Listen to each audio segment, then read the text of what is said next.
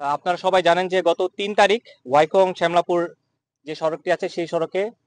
একটি সিএনজি থেকে সর্বমোট 5 জনকে অপহরণ করা হয়, যার মধ্যে একজন সিএনজি চালক ছিলেন এবং বাকি 4 জন রোহিঙ্গা ছিলেন। অপহরণের খবর পাওয়ার পরপরই র্যাব, পুলিশ এবং ফরেস্ট ডিপার্টমেন্টের সহযোগিতায় আমরা টানা 2 দিন যৌথ অভিযান পরিচালনা করি এবং আজকে সারাদিন আমরা ড্রোনের সাহায্যে সেই পাহাড়গুলোতে আমরা অভিযান পরিচালনা করি। সেই অভিযানের ফলশ্রুতিতে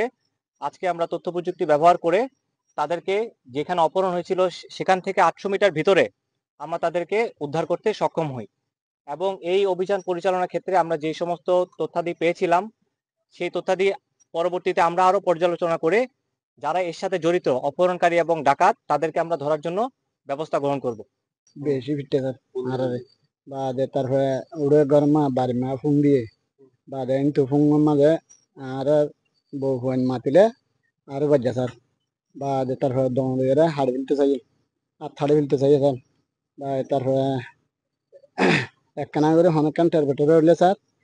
ইনে মারা মারে স্যার আর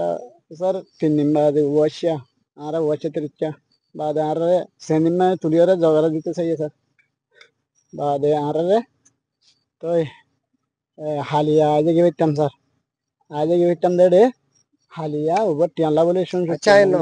রাখো এদিন না তোমরা কি কিছু জাস্ট হারি দাও পিটতে স্যার হ্যাঁ বেশা বেশি পিটতে স্যার তো তারপরে ঠেঙ্গা মাজা যা তোমরা হল উদ্ধার করছে আর উদ্ধার করতে স্যার